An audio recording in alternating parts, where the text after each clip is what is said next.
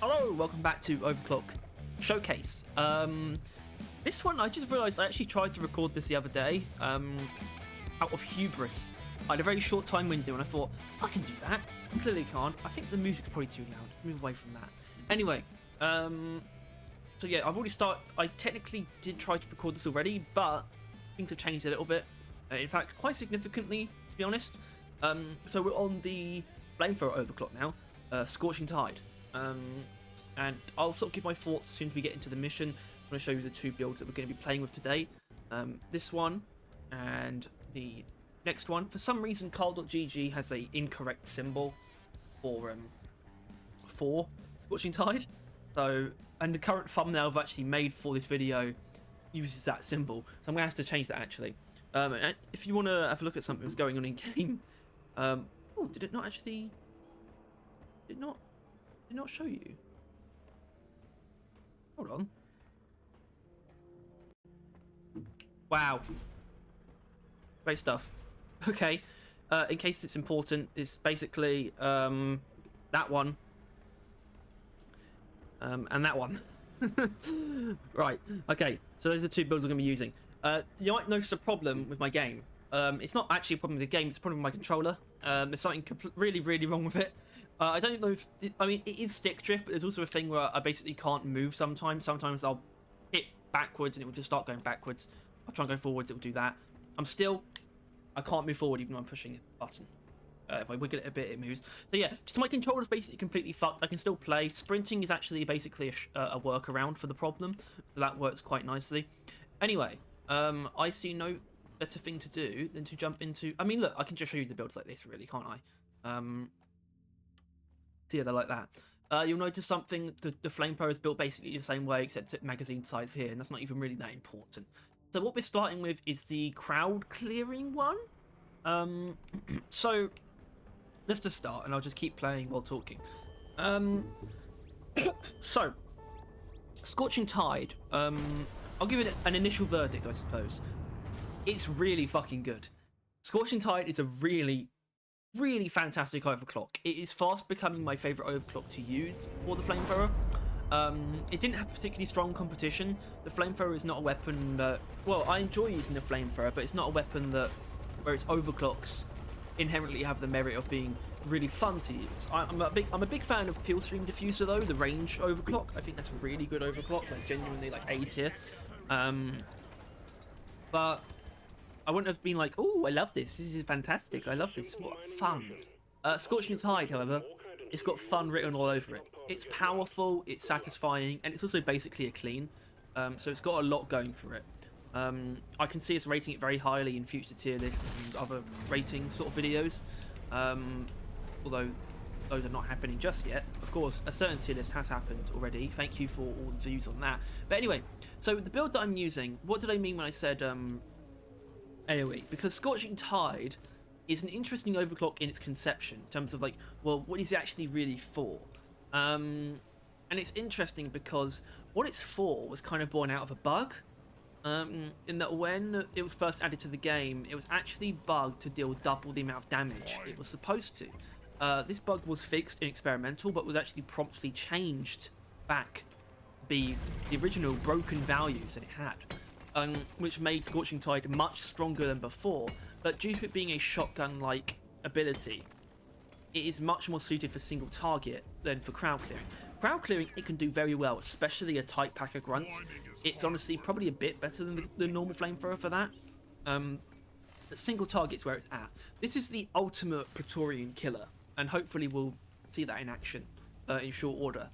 But not inherently with this build, because the point of these overclock showcases, and I guess this is something that was kind of lost on some people for the Rotary Overdrive one, the point of them is for me to show you the two most different builds that I can conceive of that would work. It's not necessarily to come up with the most perfect builds. You know, I was down on the AoE build for Rotary Overdrive, but look, I'm gonna be honest, I'm not saying anyone had bad ideas, but not a single thing that was suggested to me would have changed my opinion. And I know that sounds extremely arrogant, but it's true, because I was already okay with what it was doing.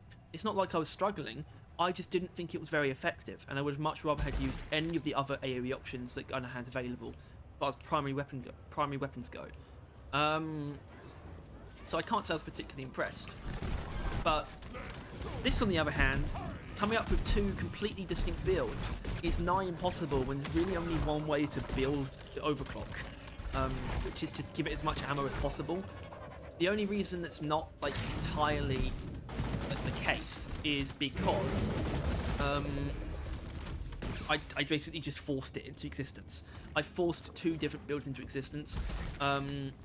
The concept I came up with was, well, okay, I'll do one where I build it around relying on Scorching Tide for AoE, and I do one where I build the build around relying on Scorching Tide for single target.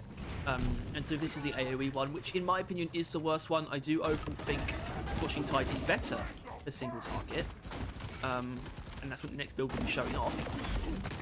But in the meantime, we're stuck with this one, the AoE build. But look, it's not going to stop me from doing something like this. Can't help it. It's too much fun. Anyway. Whoa, what was that? Was that the Vartok? I keep having these weird... I mean, it's probably just the ground that snuck up behind me, but I've noticed that a lot more than usual recently, which is not... It's not the craziest thing in the world, but I feel like I'm having an increased number of prize deaths. It could be something to do with my janky stick drift situation. I don't know. It makes me, I probably should get a new controller. Obviously I should get a new controller, but it makes me consider getting a PC even more, which is something that, really should have done by now. But yeah, so as far as Scorching Tide goes for AoE, it's good at it, but the thing is, it tends to, and this is why this build is kind of a little bit, wishy-washy in terms of what you're actually supposed to be doing with it. The other one I think is a bit more clear-cut. But this one is a bit more up in the air because you'll still see me probably use, as you just did, you'll still see me using Scorching Tide on single targets, like a Praetorian. And you'll also see me using the Flamethrower normally just to clear groups of grunts because overall it is better to just do it that way. When it comes to clearing out groups of enemies that are like scattered, just using the Flamethrower normally is preferable. And that speaks to a really great aspect of Scorching Tide in that it is basically a clean. But it still speaks to a drawback of trying to use it this way. So I want to reiterate, the only reason I'm doing this is because it's the goal of the video is to showcase the two most different ways I feel like you can use an Overclock. It does not inherently mean I recommend either build, actually. I might not recommend the Overclock in the end of it. I do recommend Scorching Tide, and I do recommend the single target build more so. That's fine. I don't think that's inherently a waste.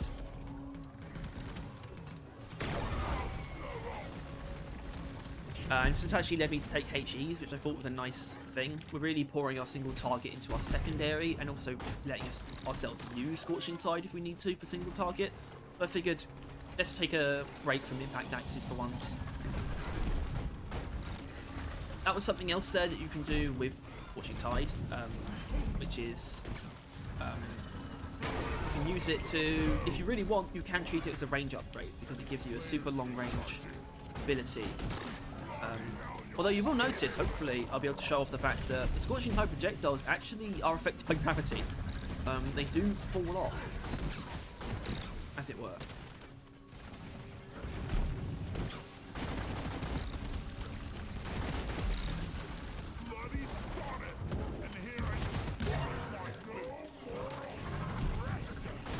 Although, in this build specifically, I did take range to cover for that.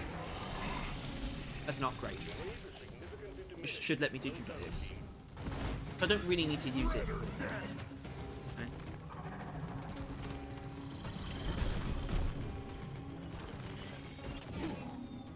Yeah, I would say this is definitely airs on the side of being one of the better overclocks that they added in Season 5. It's extremely fun and powerful, and I think it's really... that puts it down to what you need from something. Fun and powerful, and balanced. Well, balancing is interesting because, like I said, and I do strongly believe this, Scorching Tide is basically a clean overclock. So that does bring up balancing questions. Maybe it should have its own penalties tied to it. I don't think so, because I think there are enough extremely strong combo builds that let you achieve single target with as driller. You don't really need to do that. Scorching Tide just makes it more self-sufficient. I don't actually think it makes you more efficient overall, though, as a driller. In fact, I would say the opposite, in that I tend to use ammo on both my weapons like more quickly when using Scorching Tide than if I was just using a standard Flamethrower temp shock build. Wah, wah. Also, my head's a bit itchy. My ear. Hope there's no bullets in it.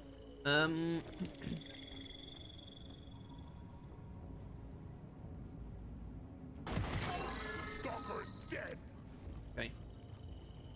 Oh, there's another one. What the why? What? Why? Why? Oh!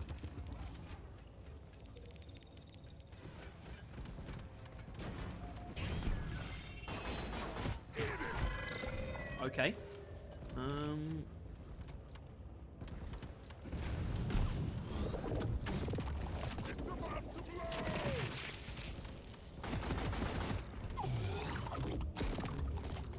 Alright, that'll be fine. Should be fine. Oh, it's dead. Well, there you go. Is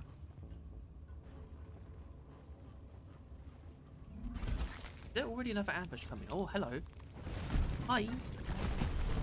That was actually a good use of because when I first saw Scorching Tide, I thought, oh, that's going to be a great against Greek Mactera. But when you think about it, Greek Mactera are always at like different levels, which would actually make them pretty hard to hit. That was a good example of using it against Greek Mactera. I appreciated that. I think it's time to probably skip to the next swarm, I'd say. We've already seen some good examples of what this build is intended for, so it's already going a little bit better than I thought it would, to be honest. Alright.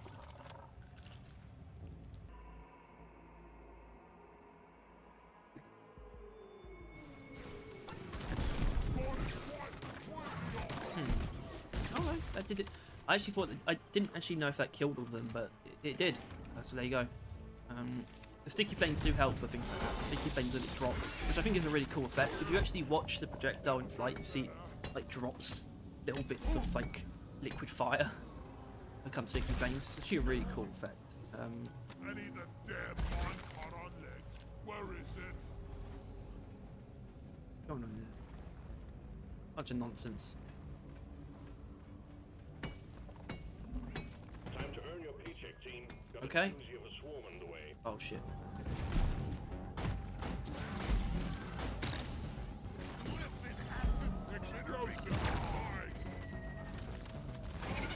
Yeah, I took a hefty satchel charge for this. Incoming! Smoke him if you got him. I probably don't have the ammo to deal with. My trust been withdrawn, and supply pod is inbound. Spread her down.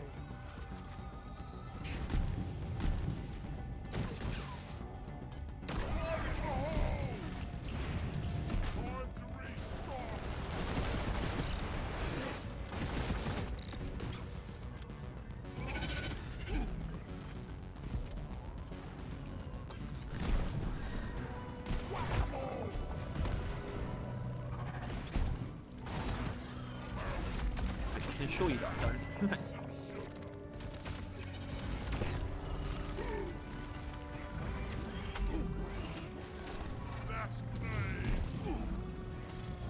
This will be interesting. Right. That presser's going to get that.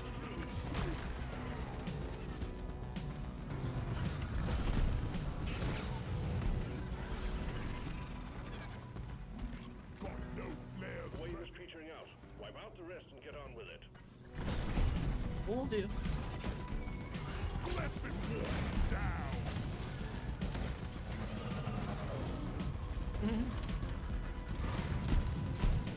Oh, I assumed I was going to die. So this is so far, one surprise death, one stalker jumping, and one me just being a little bit silly. Let's put it down to that. It's a weird thing though.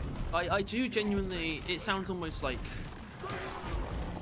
incoherent, really, but I genuinely believe that the 3 deaths I've had so far have not been a result of the build.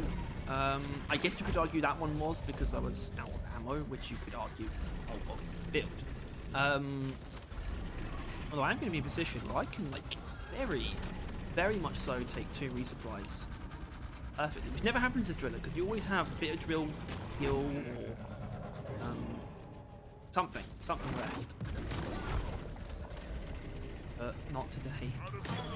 We are free from Completely out of ammo. ready to kill some So, more crazy. there you go. Grabbing ammo. This is justified. But now I need to lock in. I suppose. Probably going to skip to... I think I'll do the next swarm or any other random events, but that'll probably be it for this mission. Unlikely I'll stick by that. I usually don't. Oh, look. A random event. Come here. Had one last mission. I'll still give it a pause, do some mission stuff, set the event up. Kitten, ready for anything. So, Analysis engine activated. Curse out I think should be said that this build is the one where we're going to be using the flamethrower more like a normal flamethrower than the other one.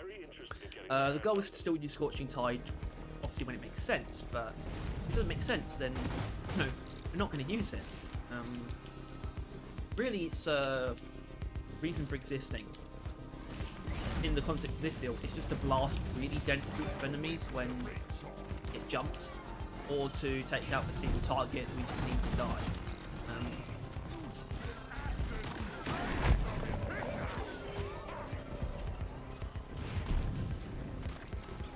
Suck on this, you freaking nation.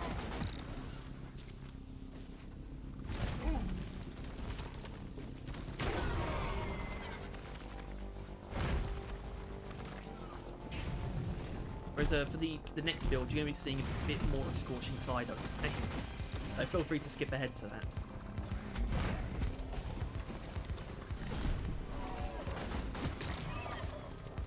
Can't carry it.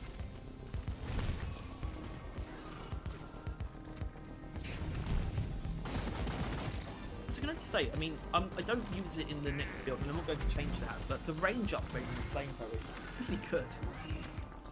Probably underrated.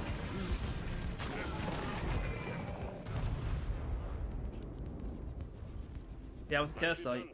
The worst machine event, Diffuser activated. which I think I still agree with. There's a chance that we could have a look at some of the comments. Maybe it's more of a podcast thing. Could do that next time. Next podcast is going to be a bit of a melting pot. I should probably have my laptop plugged in. It always improves stuff. I think I just got hit with a pretty large enemy. It's oh yeah. Hi.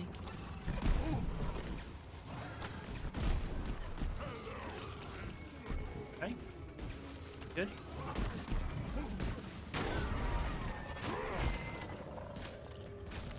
HE's pretty good as well. Like terrors, actually that might be a good thing. Even if I die, still should be. Yeah, it's a good thing to test this against. I think. Oh, I caught the volley. I'm sure that's the end of the mission. Is that a fucking a resupply here? Need it. Take him out, team. Supply drop has been ordered and is on the way. Whoa! Die! Oh, I forgot. Like I thought I had impact axes.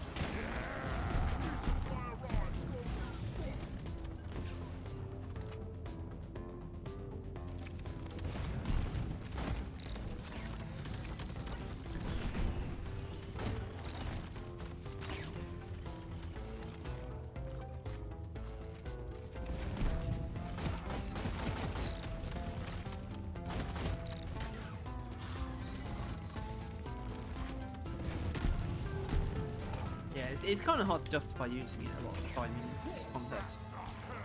I mean, there's not really enough of them, really, is there? If I had even more enemies on, or possibly just cut what might be better for this.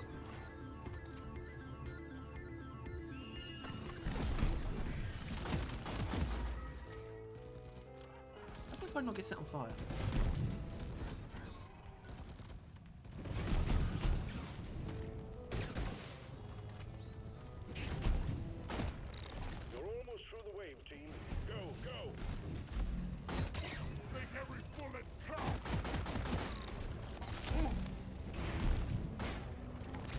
Oh my god. What's going on with these projectiles and fucking me just not being very good at getting out of situations.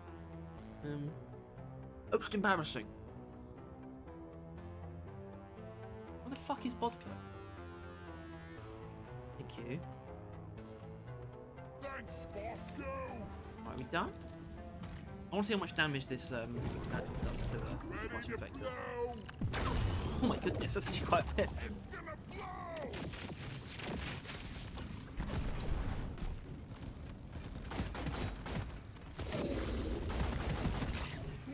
Don't die today. Getting Okay. supplies!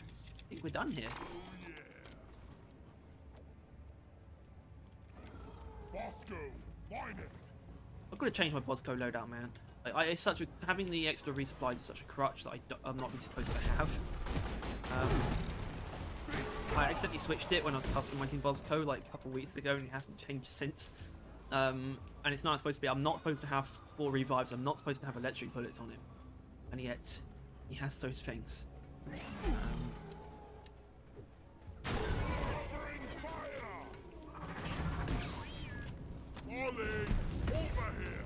Follow me, Bosco! All right, let's get out there. How you do it? So, what have we seen? Once again, it sounds so schizophrenic and like arrogant, but I genuinely don't think any of my downs were a result of the build. Like, on that Flamethrower, I could have just killed it. I chose to move instead, and I don't know why. But in the right situations, Scorching Tide was very good at killing groups of enemies. Of course, it's good at that. It's just not always efficient. That's actually really important to note. At the same time, it still gave us the ability to do very good single target damage and also obliterate dense groups of enemies when we needed it to, while still being a relatively normal flamethrower. I would think really almost entirely normal, except the fact that we don't have as much potential ammo because we might end up using it for Scorching Tides. So I can recommend this build actually as a generalist sort of build, like a really easy beginner build even, because it doesn't really take away from the flamethrower that much. It's kind of just a crutch almost if you really need to just send something to hell. Not an oppressor though. Oppressors are not the thing you want to be using Scorching Tide against, as hopefully you've seen. I probably will be in the single target one because it still deals decent chunk damage that we can then combine with our secondary. What the hell did I just do? Not very clever, Harry. Okay. Oh, let's take 3 supply for health.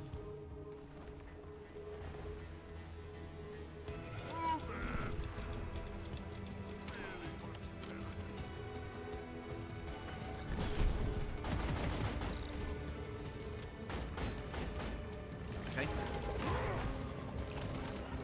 Good accuracy there.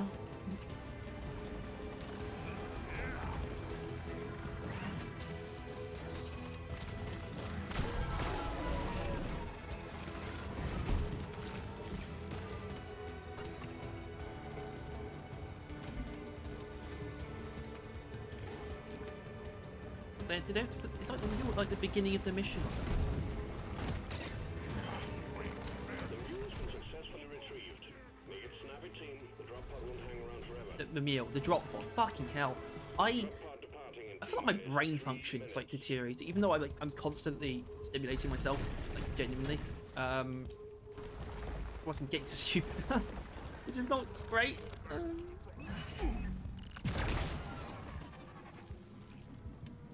Anyway, that was the Scorching Tide AoE build. Worth trying, worth using. It's really just a decent generalist gunner build, where impact axes don't feel essential. That's something I like about it. I haven't got like lice. I had no reason to have lice. I'm quite clean and well groomed. Anyway. That's actually more XP than I thought. I mean, curse sight, more enemies. Unsurprisingly, with the single target is going to bring us back to my favourite mission for videos, one of my favourite mission types in general, Elimination.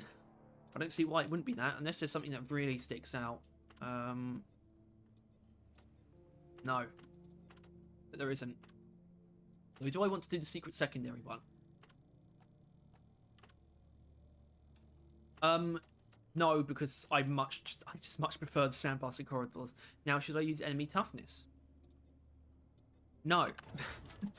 Why? Well, enemy toughness is like, basically just look at the wiki, because the wiki, they've actually done a really good job at if you were to look at any given enemy, it will have a table of all of its potential health values listed across all variations of player count and hazard level. So there are now columns that include tough enemies 1 and 2 from 1 to 4 players. And the differences between the differences between normal hazard 5 and hazard 5 with tough enemies on at all is really staggering. It's such a change in breakpoints and all of that shit. You've really got to. I'd recommend having a look at certain things, especially dreadnoughts and hoolie hoarders. Yeah. Anyway, so this is the single target build. Hope you appreciate the look. It's a lovely looking gunner, in my opinion.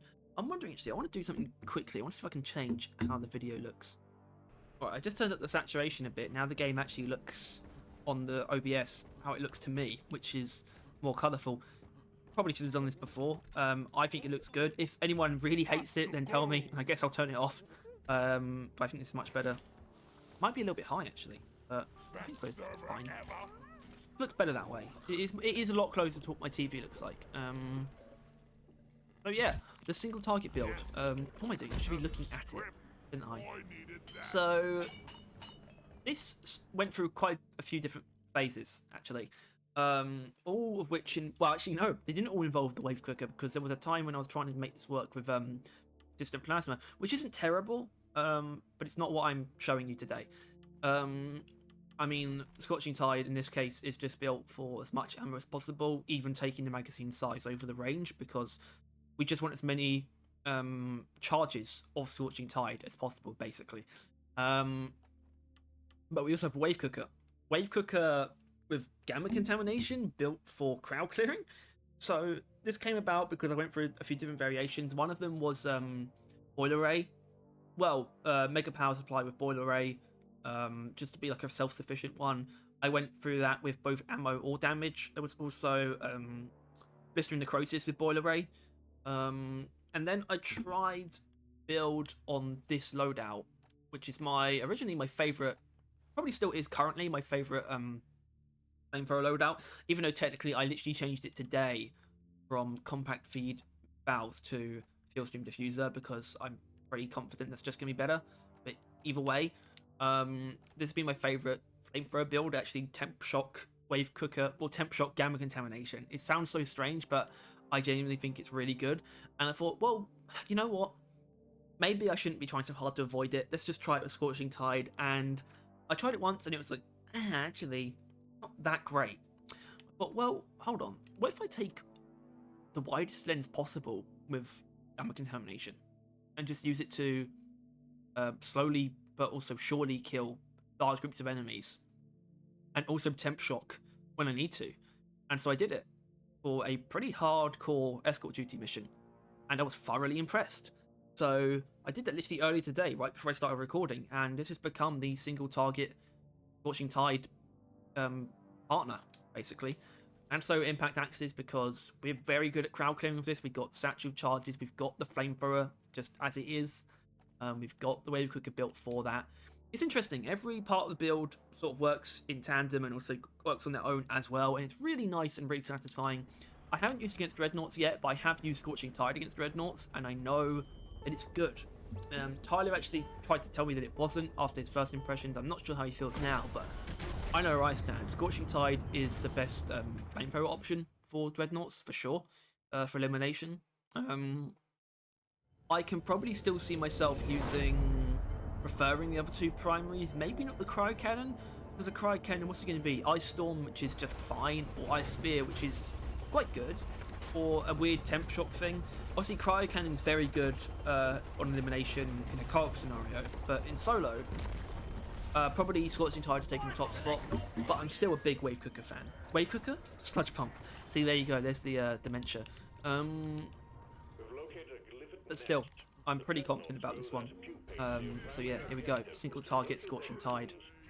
Let's get it. Obviously, you've already seen how good it is at certain things, especially like Praetorians. They're probably the thing it's best against, actually. But it can still do that to Wardens, and Menaces, even Spitboarders if you're willing to get close enough, which you can as Thriller, because do this, Spitboarder won't hit you. It's even worth, in my opinion, using against things like Stingtails. I don't think that's even like a problematic thing to do. So yeah, just a really great overclock. I think they pretty much nailed it. As far as it goes, when you know the justification for making an overclock is, oh, the Cryoken has something like this, I guess the Flamethrower should too. Not the greatest justification really for making an overclock, but despite that, it did a very good job. I could say the same for the cryo cannon for crystal nucleation. I'm pretty sure I would say not as, like, I wouldn't feel as strongly or as positively about it, but it's kind of the same situation, and they could have done worse with a sticky ice focused overclock. Anyway, oh look, a scale bramble. What a surprise. Even though it's really not, because they're in every fucking mission. It's a welcome sight, by the way. I actually really like the scale bramble. Oh look, a Stingtail. Worth it. If you need a new one, maybe visit the retail store. Whoa, where are your nodules, baby?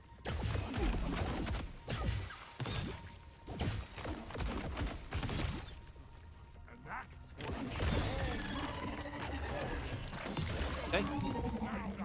Classic scale bramble things. Much better. I got I don't have a dreadnought. Still haven't changed Boz's code. Which means I can do this. Exactly, you have cryo rockets, which I would not normally be using. Looks like this room is the empty room, and it's truly empty. There's nothing here. That's great. Let's get to the next one.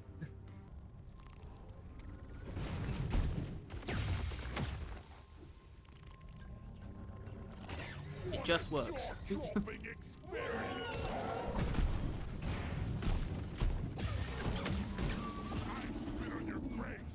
Alright. Presser. I hardly know her.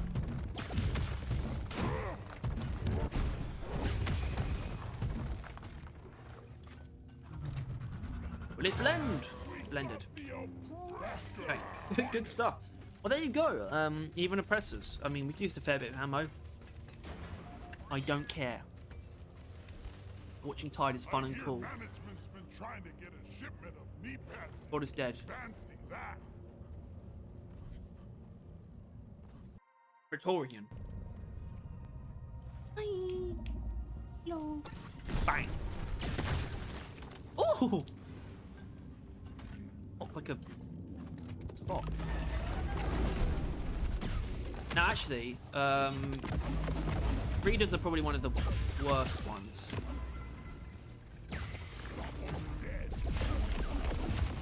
Scorching Tide doesn't thrive against Breeders for some reason.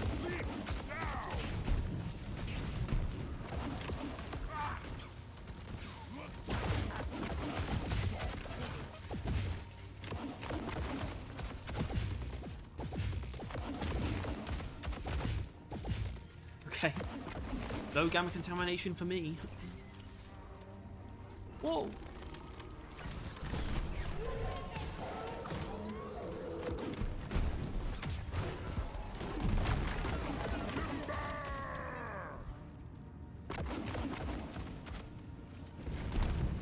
Remember, lads, if you think the ammo economy looks bad, remember I'm using more enemies. Is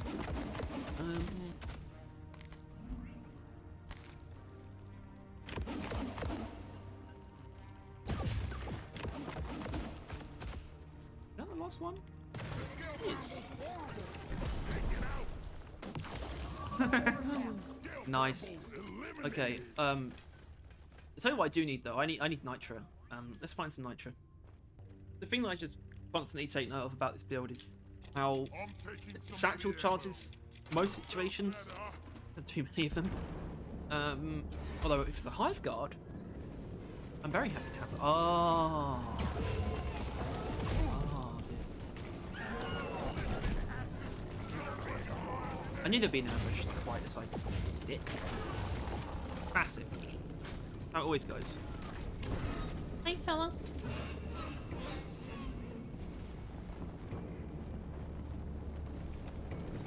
Ah. Idiot. This troll is a dumbass.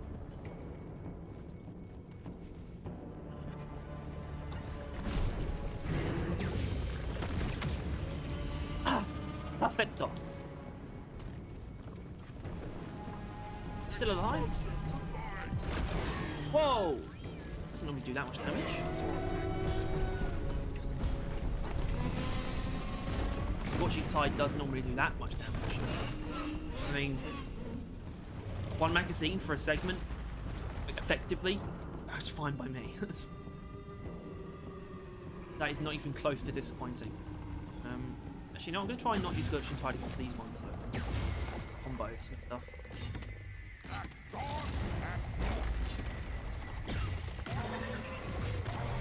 I mean, yeah, today, as of recording, I finished watching Godzilla -1 on Netflix, which is a really cool thing to put on Netflix. I don't even know if I could have seen it in cinemas if I wanted to.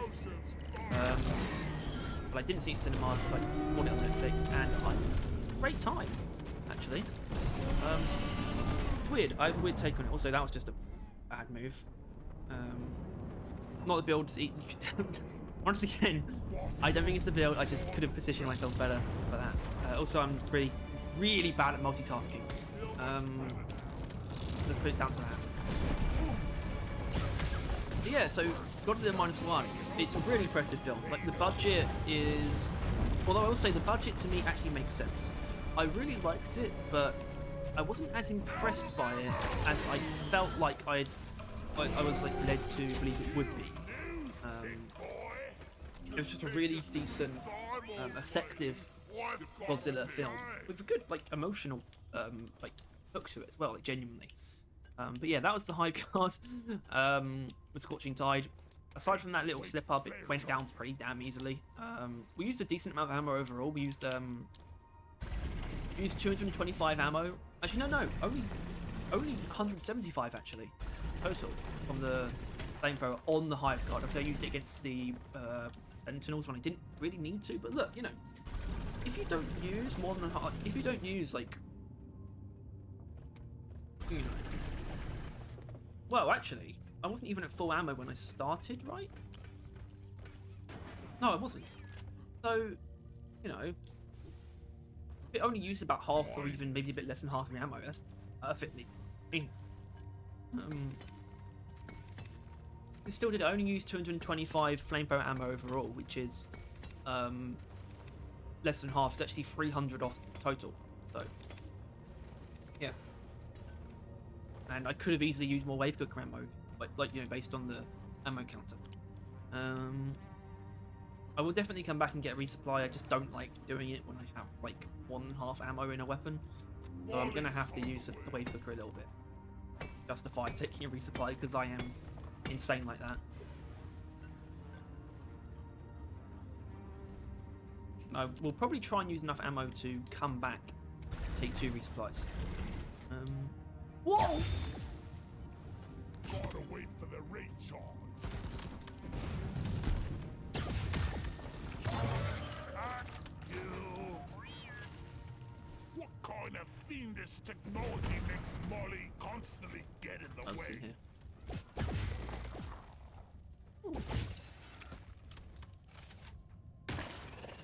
That's what you get for melting my Will that new kill that? boots. Will that die? No, it definitely won't. I think it would die from that though.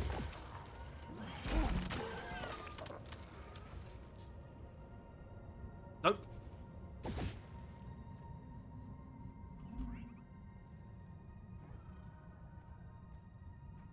What's going on in there? Anything of value?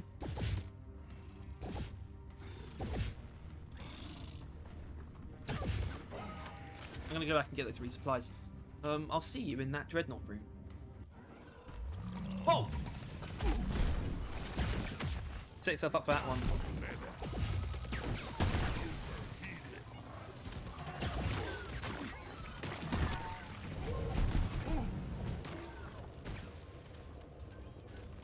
Right.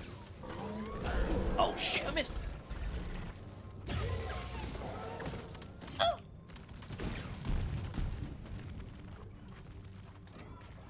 Well, isn't that wonderful?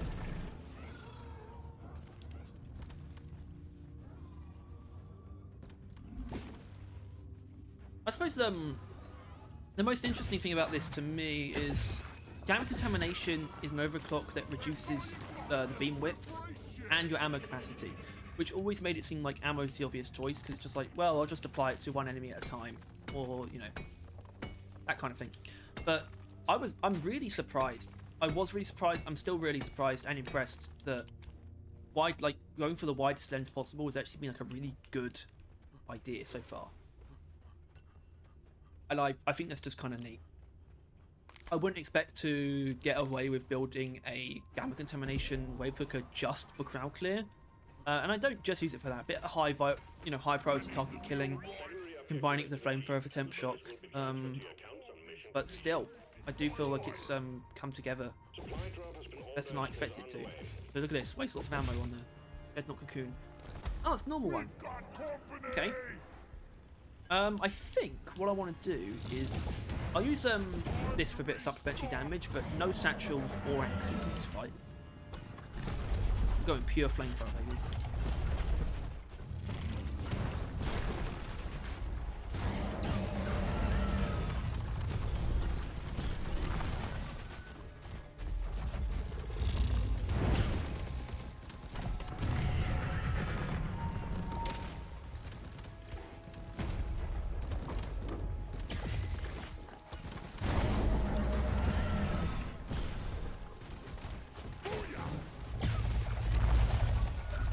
'Which will use a lot of ammo, but keep in mind I'm exclusively using flamethrower.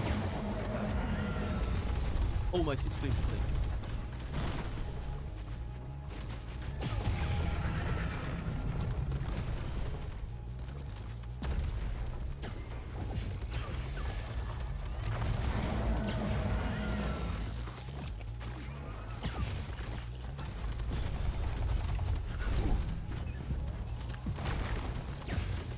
Not anymore. But I still think that was really good, especially given how like the vast majority of that damage was to flamethrower. Used a lot of the ammo, but look, it's an elimination. You're going to have resupplies around. It's not that big of a deal. I think that was a really good showing for single target Scorching Tide. Now, an interesting thing to think about is robots. And from my experience, it's fine against robots. Caretaker, only against the eye. It's actually really bad against the vents. But the tendrils from the Caretaker, if you can line it up pretty well, you can actually kill them very easily with it. Patrol bots, if you shotgun them with it, it does work. Although patrol bots, usually better to just rely on heat radiance for that. And other stuff, like a couple of grouped turrets is a good thing to use it against, but in general, it's not actually, like, I won't actually say it's optimal against robots. It's a fine pick, though, for Industrial Sabotage. In general, though, I mean, an Industrial Sabotage build, for me, is probably going to be something like Steel Stream Diffuser plus Volatile Bullets. Probably the most, if I'm using the Flamethrower, that is. Fire Cannon, well, I probably wouldn't be if I had to, I guess, Ice Spear or Ice Storm. Because they're the only ones that can do anything to robots. But it's not even really true anymore, actually. Huh. I know, I should probably experiment with Driller and Industrial Sabotage a bit more. I mean, I don't want to because I don't like playing the mission, but probably still do it. Pod departing in T-minus 4 minutes. Plus, you've got a good mix of stuff. The only thing we haven't really got today is Wardens, but it works on Wardens. It basically one-shots them, and it, you know, especially with this build, it's finishing them off is such light work.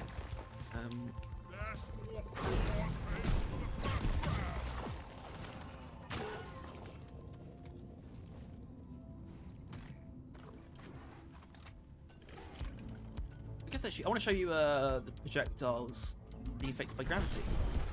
but they should, as long as they don't hit the wall, they should come back down. And hit that Praetorian. Oh no, they're going to land on top of the drop pod. There you go, they fall. Projectiles fall. I might, out of my arrogance and disregard for my health, try and record the burst fire video today as well. Galactic, thank you for your good work. Drop pod will leave with or without you. Drop pod departing in T-minus 3 Yeah, minutes. I mean, come on, Scorching Tide. It's got the juice. Retrieving escape pod.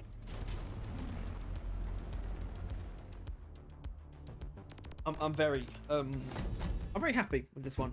Yeah, there's a really good chance it will turn into my favourite Flamethrower Overclock. I mean, look, Driller is not my strong suit. He's not my preference, except when it comes to the sludge pump, because I adore that weapon. But this has done a lot for me actually, especially for the Flamethrower. It's done more for any of the Driller primaries that out of what the new Overclocks have done, it's done the most. So that's definitely a notch on its belt.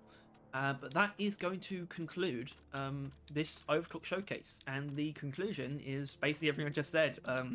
Scorching Tide is basically a clean, it's a really strong upgrade to the Flamethrower. It opens up a lot of new possibilities for what you compare it with, given that it is now a really potent but also flexible burst damage option for the Flamethrower, which is something it did not have before, and I think it deserved.